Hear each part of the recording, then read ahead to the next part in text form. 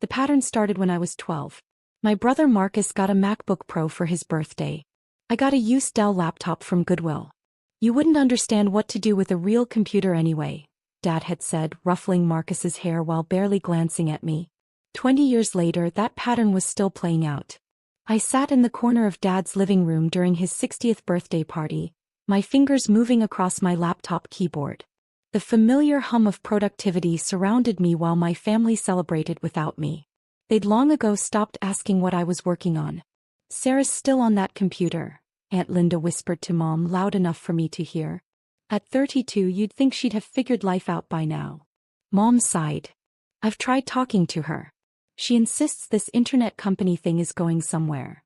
Marcus stood at the center of the room, his arm around his wife Jennifer, both of them radiating success. He was a senior marketing director at a pharmaceutical company. Jennifer was a corporate lawyer. Their combined income was probably around $400,000 a year. Respectable. Impressive to our family. "Another beer, little sis?" Marcus walked over, his tone dripping with condescension. He was only 3 years older, but he'd never let me forget it. "Or are you too busy changing the world?" I didn't look up from my screen. "I'm good, thanks." "Still working on that app thing?" He leaned over my shoulder. "What is it this time? Social media for cats? A dating app for tech nerds?" "Something like that," I said quietly. Jennifer joined him, wine glass in hand. "Marcus told me you've been working on this for how long now?" 7 years. 8, I corrected. She exchanged a look with Marcus. The one that said, "Poor thing, she still hasn't figured it out." 8 years, Marcus repeated, shaking his head. "Sarah, at some point you have to accept that maybe this isn't your calling. I mean, how many failed startups is this now?" "For 5. 3, I said. The other 2 hadn't failed. I'd sold them. For amounts my family would never believe. But I'd learned years ago that explaining only invited more mockery." Dad clinked his glass, calling everyone to attention. "I want to thank you all for coming to celebrate with me. 60 years old, and I'm surrounded by the people who matter most." He went around the room, praising each family member. Marcus and his successful career. My cousin David and his new home purchase. My younger sister Emma and her engagement to a dentist. When he got to me, he paused. "And Sarah? Well, Sarah's still figuring things out. But we love her anyway." Polite laughter rippled through the room. I kept my expression neutral, my fingers still moving across the keyboard. The afternoon dragged on. I sat in my corner, responding to urgent messages from my CTO and our lead investors while my family discussed mortgages, vacation plans, and career promotions around me. "I'm worried about her," I heard Mom say to Aunt Linda in the kitchen. "She lives in that tiny apartment, drives a 10-year-old Honda, barely makes ends meet." At this age, Marcus already owned a house. "Some people are just less ambitious," Aunt Linda replied. "Less capable of traditional success." I'd heard variations of this conversation for years. They didn't know about the apartment building in downtown Seattle that I owned. Or that the Honda was paid off while Marcus was drowning in a luxury car lease. Or that my checking account balance had more zeros than their collective net worth. I kept my wealth hidden for the same reason I kept my head down. Because the moment they knew the truth, everything would change. And I wasn't ready for that change until I could make it matter. Around 6 p.m. Marcus approached me again. This time he brought reinforcements. Dad, Uncle Robert, and Cousin David. "We need to talk to you," Marcus said, pulling up a chair. The others formed a semicircle around me. "An intervention." I closed my laptop. "About what?" "About your future," Dad said. His tone was gentle, which somehow made it worse. "Sarah, we're concerned. You're 32 years old, you've been chasing this tech dream for almost a decade, and where has it gotten you?" "I'm happy with where I am," I said evenly. Marcus laughed. "Happy?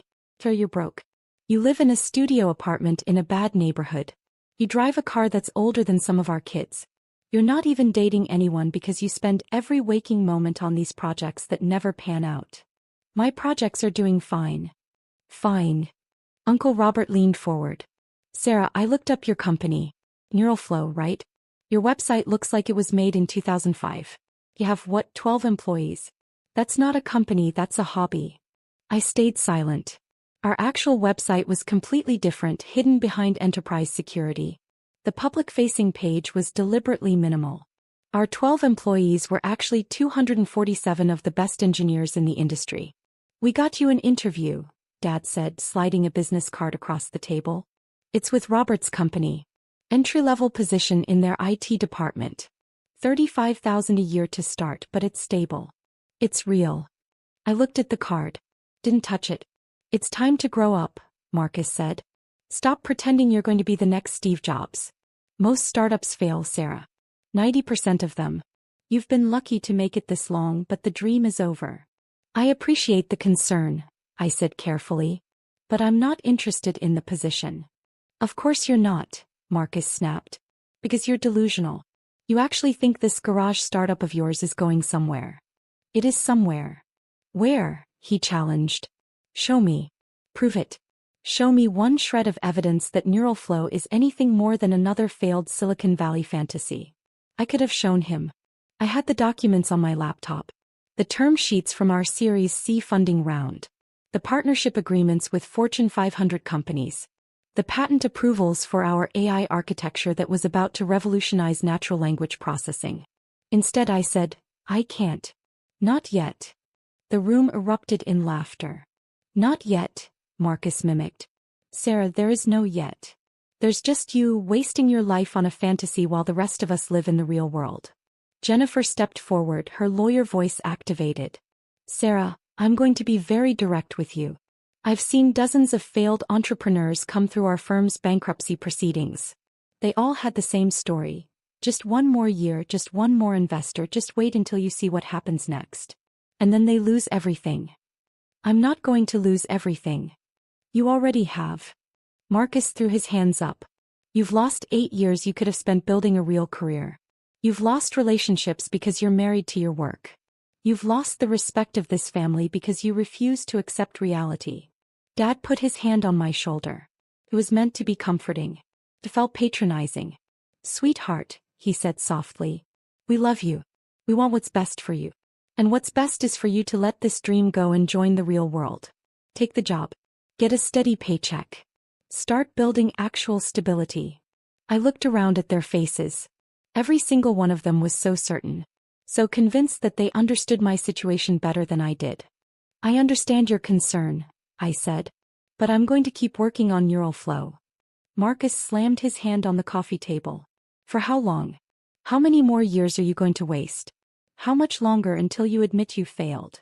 I haven't failed. You're 32 years old with no savings, no house, no husband, no children, no career trajectory. If that's not failure, what is? The assumption that I had no savings almost made me laugh. My personal investment portfolio alone was worth more than every asset in this room combined. Success looks different for different people, I said. Bullshit. Marcus was red-faced now. Success is success. It's money, stability, respect. You have none of those things. You're a failure, Sarah. And the sooner you accept that, the sooner you can start fixing your life. The entire party had gone silent. Everyone was watching now. Mom stepped forward. Marcus, that's enough. No, Mom. Someone needs to tell her the truth. She's been coddled for too long, allowed to live in this fantasy world where her little computer projects matter. They don't matter. She doesn't matter. Not until she grows up and gets a real job. I stood up slowly, closing my laptop and tucking it under my arm. Where are you going? Dad asked. Home. I have work to finish. Work, Marcus scoffed. She calls it work. Sarah, you're not working. You're playing. You're a child pretending to be an entrepreneur. I headed toward the door. Emma caught my arm. Don't leave, she whispered. They're just worried about you. I know, I said. But I really do have work to finish. Marcus followed me to the door. This is it, Sarah. Last chance. Take the job or we're done trying to help you. We're done pretending your little garage startup is real. I turned to face him. Okay. Okay, what? Okay, you can stop pretending. I left before he could respond. The drive home was quiet. I lived in South Lake Union now, not the bad neighborhood they imagined. My studio apartment was actually a 2-bedroom in a luxury building. I'd bought it cash 3 years ago. But my family never visited, so they never knew. My phone buzzed continuously. Messages from my leadership team. CTO, Google's final offer is on the table. Board meeting tomorrow at 9 a.m. CFO, all investors approved. This is really happening. General Counsel, acquisition documents are ready for signature. Tomorrow would be the biggest day of my life. Google's $3.8 billion acquisition of Neuralflow would be announced. It would make headlines in every tech publication in the world. The deal had been in negotiation for 4 months, under absolute secrecy. I'd built Neuralflow from nothing. 8 years of 18-hour days.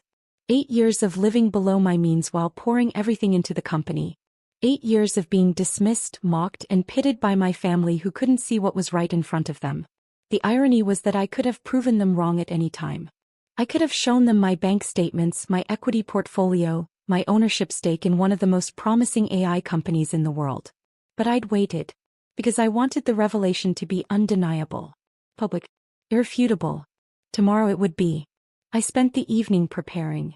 The board meeting would take place at 9 a.m. The public announcement would go live at 10 a.m. Pacific. By 10:01, every major news outlet would be covering it. My phone rang around midnight. Marcus. I let it go to voicemail. He called again. And again. Finally I answered. What? I'm sorry, he said. I was too harsh earlier. Okay. Sarah, I'm worried about you. We all are. You're wasting your life on this fantasy and I can't watch you crash and burn anymore. I'm not going to crash and burn. You already have. You just don't see it yet. Everyone at the party was talking about it after you left. Even mom and dad are starting to realize that you might need professional help. Professional help. Like a therapist. Someone who can help you work through this delusion and accept reality. I sat in my living room looking out at the Seattle skyline. Somewhere out there, the largest tech company in the world was preparing to write me a check for $3.8 billion. I appreciate your concern, I said. Take the job, Sarah. Please. For your own good. I'll think about it. I hung up. The next morning I dressed carefully. Simple black suit, minimal jewelry. The board meeting was virtual, which meant I could take it from my home office. At 8:45 I logged into the secure video conference. 23 faces appeared on screen. My board of directors, Google's acquisition team, our investors and our lawyers. Good morning, everyone, I said. Let's make history. The meeting took 45 minutes. Every detail had been negotiated in advance. Today was just the formal approval. One by one, board members voted. Yes, yes, yes. At 9:43 a.m., the acquisition was officially approved. At 9:55, Google's PR team sent out the press release. At 10:02 my phone exploded. Texts, calls, emails, messages from journalists, investors, former colleagues, and people I hadn't spoken to in years. The first headline appeared on TechCrunch. Google acquires Neuralflow in $3.8 billion deal, largest tech acquisition of the year. Then Forbes, meet Sarah Chin, the 32-year-old founder behind Google's biggest bet on AI. The Wall Street Journal, Neuralflow sale signals major shift in natural language processing technology. By 10:15 I was trending on Twitter. My phone rang. Sarah? Sarah, are you seeing this? There's a tech company with your name. That's my company, Mom. Silence. Your company? Yes. Neuralflow. The one you've been watching me work on for 8 years. But the news says it's sold for, they're saying, $3.8 billion. Yes. I could hear her breathing. Mom, I need to go. I have interviews scheduled with CNBC and Bloomberg. Wait. Sarah, I don't understand. I'll explain later. I really do need to go. I hung up. The media requests were overwhelming. Every major tech publication wanted an interview. But I'd already committed to a live segment on CNBC at 2 p.m. At 1:30 I drove to their Seattle studio. The producer met me at the door, her eyes wide. Ms. Chin, we're so excited to have you. This story is blowing up. You're everywhere. The interview was straightforward. The anchor asked about the technology, the acquisition process, what was next for me. I answered professionally, giving nothing away about the personal context. You're 32 years old, the anchor said. What would you say to young entrepreneurs watching right now? I'd say that success rarely looks the way people expect it to. Trust your vision even when no one else can see it. By the time I left the studio, the story had reached full viral status. Every news outlet was covering it. Business Insider had published a profile. The billionaire founder who nobody saw coming. Sarah Chen's journey from garage startup to Google's biggest acquisition. My phone rang again. Marcus. I answered on speaker while driving. Sarah. His voice was strange. Tight. I saw the news. I figured you might. Is it real? Yes. $3.8 billion. Yes. This whole time you've been building a billion-dollar company. Yes. Long silence. Why didn't you tell us? Would you have believed me? He didn't answer. Because we both knew the truth. Marcus, I need to go. I have a call with my financial advisors in 10 minutes. Sir, wait. I'm sorry. For yesterday. For everything. I didn't know. You didn't know because you never asked. You assumed. You decided what my life was worth without ever actually looking at it. I'm sorry. I know. I'll talk to you later. I hung up. Over the next week the story grew. Forbes published a full feature. Inside Neuralflow. How Sarah Chen built AI's most valuable startup in obscurity. The article included details my family hadn't known. How I'd founded the company at 24. How I'd raised money from top-tier Silicon Valley investors. How our technology was already being used by 47 Fortune 500 companies. How I'd turned down acquisition offers from Amazon, Microsoft, and Apple before finally accepting Google's bid. It also mentioned my personal wealth. After the acquisition, my net worth was estimated at $2.1 billion. I was one of the youngest self-made female billionaires in the country. My family's reaction evolved in stages. First came the shock. Phone calls and texts of disbelief. How is this possible? Why didn't you tell us? Then came the guilt. Especially from Marcus. Long rambling voicemails about how sorry he was, how he'd been wrong, how proud he was of me. Then came the request. Distant relatives I barely knew suddenly wanted to reconnect. Cousins asked for career advice. Uncle Robert wanted to discuss investment opportunities. I didn't respond to most of them. 2 weeks after the announcement, Mom showed up at my apartment. She'd finally learned where I actually lived. Sarah, she said when I opened the door. Why didn't you tell me? I let her inside. She looked around at my apartment. The genuine hardwood floors, the floor-to-ceiling windows, the view of Lake Union. You've been living here? This whole time. For 3 years. But you always said you had a studio apartment. You assumed I had a studio apartment. I never corrected you because it didn't matter. She sat down on my couch looking lost. I don't understand. Why hide it? Why let us think you were struggling? Because I wasn't struggling. I was building something. And every time I tried to talk about it, I was mocked, dismissed, or pitted. Eventually, I stopped trying. We were worried about you. No, Mom. You were embarrassed by me. There's a difference. He started crying. I'm so sorry. I'm so sorry. I didn't comfort her. I wasn't cruel, but I wasn't warm either. This moment wasn't about making her feel better. What happens now? She asked. Now I decide what comes next. I have offers from 6 different tech companies who want me on their board. I'm considering starting a new venture. I'm meeting with venture capital firms who want me as a partner. And your family? I thought about that. About Marcus's intervention. About Dad's job offer. About the years of condescension and dismissal. I haven't decided yet, I said honestly. The next family gathering was Dad's 60th birthday do-over. He insisted on hosting again, claiming he wanted to celebrate properly, now that he knew the truth about my success. I arrived late. The party was already in full swing. The moment I walked in, the room went silent. Everyone stared. Marcus approached slowly like I might bite. Sarah. Thanks for coming. Happy birthday, Dad. Thank you, sweetheart. He hugged me awkwardly. I'm so proud of you. I've always been proud of you. That was a lie, but I let it pass. The evening was surreal. People who'd ignored me for years suddenly wanted to hear every detail of my success story.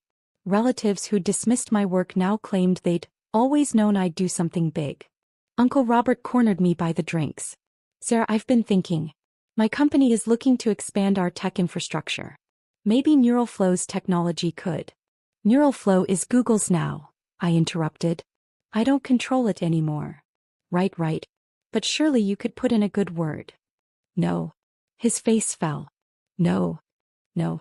I'm not going to use my connections to benefit people who spent years telling me I was wasting my life. I walked away before he could respond. Marcus found me on the back porch. He'd been drinking. I'm an asshole, he announced. Yes. I mean it. Everything I said to you, everything I thought about your life. I was wrong. Completely wrong. Yes. Sarah, I'm trying to apologize. I know. But an apology doesn't erase 8 years of contempt. He flinched. What do you want me to say? Nothing. There's nothing to say. You showed me exactly who you are and what you think of me. That doesn't change just because the numbers are bigger than you expected. I was worried about you. No, Marcus. You were embarrassed by me. You thought I made you look bad. You wanted me to fit into your definition of success so you wouldn't have to explain me to your friends. He opened his mouth to argue, then closed it. Because we both knew it was true. Can we start over? He asked quietly. I don't think so. Sarah. You called me a failure. You said I didn't matter.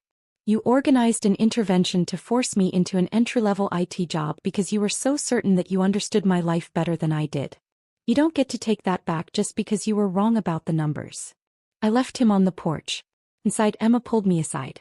She was the only family member who'd never mocked my work, even if she hadn't understood it.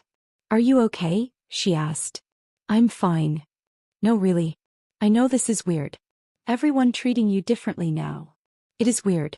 But it's also clarifying. Clarifying how? I know exactly where I stand now. I know who supported me when it mattered and who only cares now that the success is visible and validated. She nodded slowly. For what it's worth, I'm sorry. I should have defended you more. I should have shut down the comments. Yes, I agreed. You should have. At least she didn't make excuses. The party wound down around 10. Dad found me as I was getting ready to leave. Sarah, before you go, I want you to know that I'm proud of you. I always have been. I looked at him steadily. Dad, 2 weeks ago you tried to get me an entry-level IT job because you thought I was delusional and needed to accept reality. He winced. I was wrong. You were. And now you're proud. But the thing is, I'm the same person I was 2 weeks ago. The only thing that changed is your perception. I didn't understand. You didn't try to understand. That's different. I walked to my car, leaving him standing in the driveway. The media attention continued for weeks. I did interviews with Forbes, Fortune, and the Wall Street Journal. I was invited to speak at Stanford and MIT. Venture capital firms offered me partnership positions. Through it all, my family continued reaching out. Texts, calls, emails. All wanting to reconnect, to celebrate, to be part of the success they'd dismissed. I responded politely but distantly. I wasn't interested in punishing them, but I also wasn't interested in pretending the past 8 years hadn't happened. 3 months after the acquisition, I started my next company. Not because I needed the money, but because I loved the work. This time, I made sure to surround myself with people who valued vision over validation, potential over proof. Marcus sent me a long email on my 33rd birthday. It was full of apologies and regrets, acknowledgments of his failures as a brother, promises to do better. I wrote back, I appreciate the apology. But the relationship we had is gone. We can build something new maybe, but it won't look like what came before. And that's okay.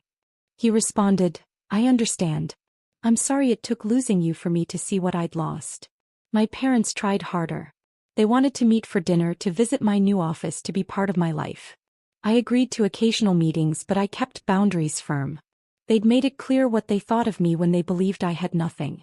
I couldn't forget that just because circumstances had changed. The story went viral not just because of the acquisition numbers, but because it resonated. Hundreds of people reached out to share their own stories of family members who dismissed their dreams, who demanded they give up on their goals, who were certain they knew best. I became an accidental spokesperson for a specific kind of success. The kind that happens despite your family's disapproval, not because of their support. In interviews, I was always careful to stay measured. I never trashed my family publicly. But I also never pretended everything was fine. Family relationships are complicated, I told a Forbes journalist. Sometimes the people who love you the most are also the people who understand you the least.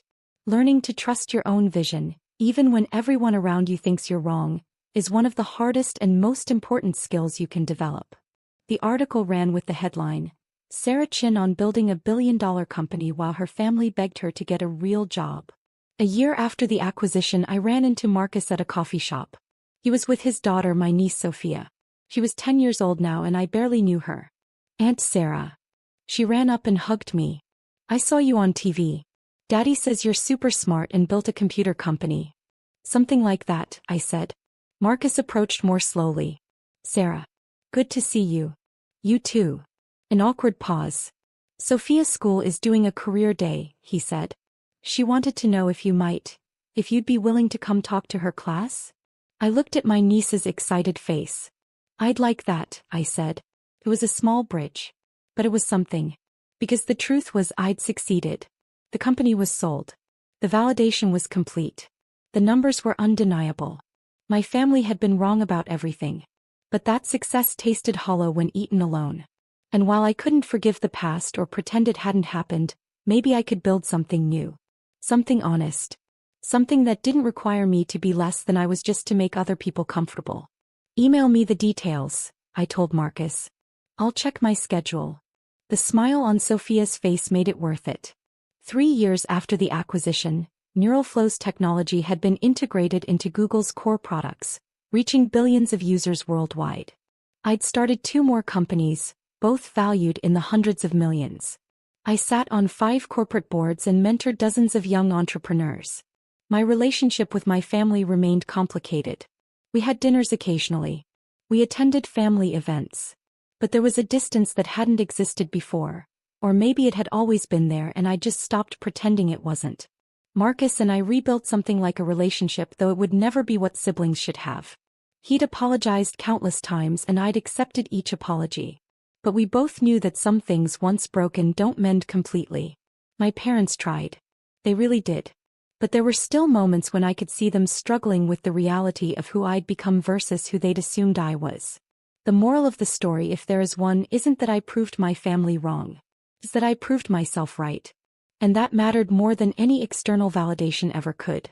The day Marcus called my startup another failed project, he was expressing what everyone in my family believed. They were certain they understood reality better than I did. They were certain my dreams were delusions. They were wrong. And while the $3.8 billion acquisition was satisfying, the real victory was simpler. I'd built something meaningful. I trusted my vision. I'd refused to let other people's limitations define my potential. That was worth more than any amount of money. Though the money did help make the point undeniable.